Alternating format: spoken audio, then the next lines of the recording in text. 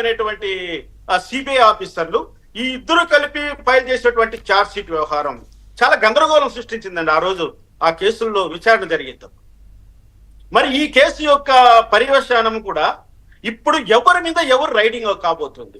CBI ఆఫీసర్లందరూ కూడా CBI director general కంట్రోల్లో ఉంటారు. స్టేట్ గవర్నమెంట్ పోలీస్ ఆఫీసర్లందరూ కూడా స్టేట్ పోలీస్ బాస్ కంట్రోల్లో ఉంటారు.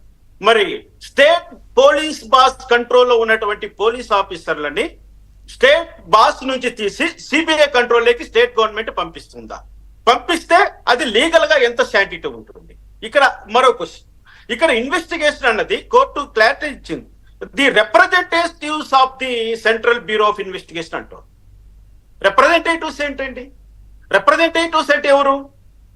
ఇక్కడ నీకు ఆఫీసర్ అన్నవాడు అథెంటికేటెడ్, రిప్రజెంటేటివ్స్ అన్నవాడు అథెంటికేటెడా? ఆ వర్డ్ ఎందుకు ఉపయోగించారో నాకేం అర్థం కావట్లేదు. Representatives of the central bureau of investigation అంటూ ఆర్డర్ లో పాస్ చేశారు. మరి మరి ఇటువంటివన్నీ కూడా రేపు కోర్టు ప్రశ్నలకు నిలుస్తారా? కోర్టుకి ఎటువంటి సమాధానం ఇవ్వబోతున్నారు? కోర్టులో నిలబడాలండి కేసు అన్నది.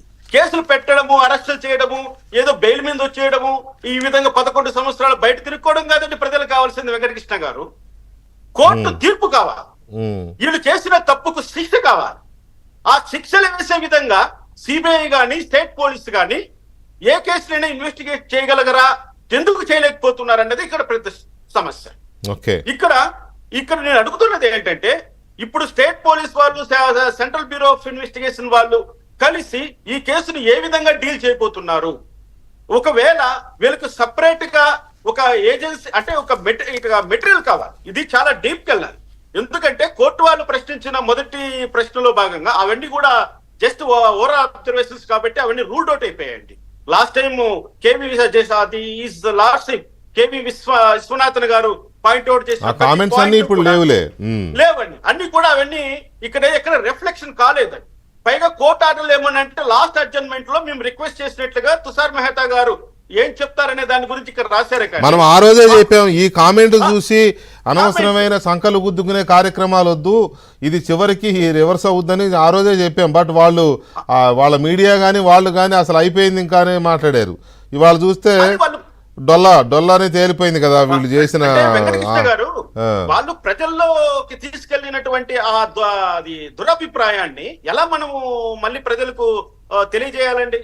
ఈ విధంగా ఉంటుందని నేను అంటున్నది ఏంటంటే, ఆ రోజు అబ్జర్వేషన్స్ వల్ల సహజంగానే మేము చాలా భయపడ్డామండి. వాస్తవానికి చంద్రబాబు నాయుడు గారు ఏదో అనేసారన్నట్లుగా వాళ్ళు ప్రజలకి చెప్పేశారు. ఏంటంటే అంత తొందరపడవలసినటువంటి అవసరం ఏముంది ఒక కాన్స్టిట్యూషనల్ అథారిటీ పైన అని అనుకున్నాం ఆ రోజు. కానీ ఇక్కడ ఈ రోజు ఈ విధమైనటువంటి ఆర్డర్ ఇవ్వడం కూడా ఒక స్వాగతించబడ్డ పరిణామమే. కానీ ఇది నేను అంటున్నది ఏంటంటే, దీని యొక్క రిజల్ట్ ని అడుగుతున్నా. స్వామివారి మనోభావాలు, స్వామివారికి ఇచ్చినటువంటి ప్రసాదాల్లో ఏదో జరిగిందన్నది ప్రజలకు తెలిసిపోయింది. ఆ తెలిసినటువంటి వాస్తవాన్ని ఏ విధంగా ఇప్పుడు ఈ యొక్క ఇన్వెస్టిగేషన్ ఏజెన్సీలు చూడాలి. ముందు ఇన్వెస్టిగేషన్ ఎలా సాగుతుంది ఏంటనే మనం చూద్దాం. ఒక్క నిమిషం రామకృష్ణ గారు, నాగభూషణ్ గారు, మీరు ఇందాకేదో చెప్తుంటే నేను ఆపాను. జస్ట్ ఒక 1 minute లో కంక్లూడ్ చేస్తాను.